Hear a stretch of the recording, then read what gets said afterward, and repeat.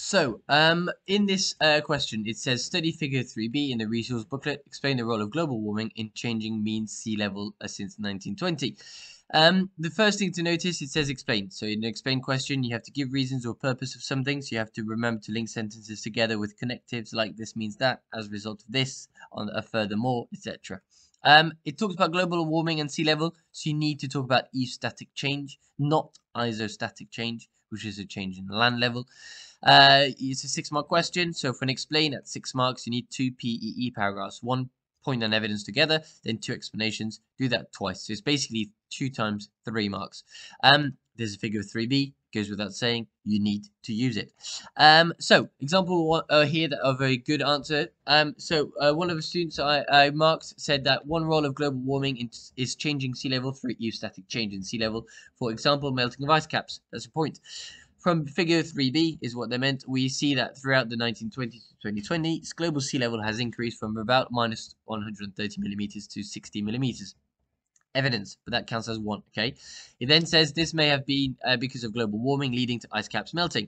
Explanation, a little bit brief, not very detailed, because the key thing about global warming is that it causes temperatures to increase and therefore ice to melt, but it's not the ice in the water that's melting and causing sea levels to rise, it's ice on land that's melting and joining the water in the seas that makes sea levels rise, if that makes sense. Okay, so if you have an ice cube in water in a glass and glass is full, when the ice cube melts, your cup doesn't overflow because there's no more water than there used to be. It's just that you've gone from frozen to liquid. It's the fact you're adding water from the glacial ice caps on and in Antarctica, in the Alps, etc. that join the sea. So this increases volume of water in the ocean, leading to rise in sea level volume compared to land. Eostatic change as shown in figure 3b.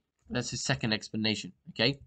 And then says another role of global warming could be the thermal expansion of water. Another example of eostatic change seen in figure 3b. Sea level change past 2000 is much greater than 1993 to 2008 mean sea level. Presume here again, slight inaccuracy, they meant the year 2000. Okay, but there's an attempt to use evidence. There's a point made about thermal expansion. And then they explain this could be due to global temperatures change, therefore water expands due to thermal expansion of water. Could be explained a little bit better, just that hot water takes more space in terms of volume. As a result, sea levels begin to rise. Brilliant. Two PEE paragraphs. I think it lacks a bit of accuracy, it lacks a little bit of detail, but I gave it a generous 5 because it's got 2 points, it's got 2 bits of evidence, it's got each paragraph has an attempt to explain the point twice. It's just the depth and detail of that explanation is not always perfect. Okay. And a big misconception in this question. Few people tried to make some synoptic links between units of water and here. Climate change will cause more evaporation, that will cause more rainfall. Yes, that's in a water unit. We learn about it. But the extra water falling and precipitation, the extra storms we have as a result of climate change, do not, in any way, shape, or form, have any impact on the rising sea level. It's not because it's raining that sea levels go up. Okay, that impact is so trivial. It's not enough of an impact to be a concern. It's the thermal expansion you had to mention and the eostatic change due to melting ice on land. You had to talk about those two.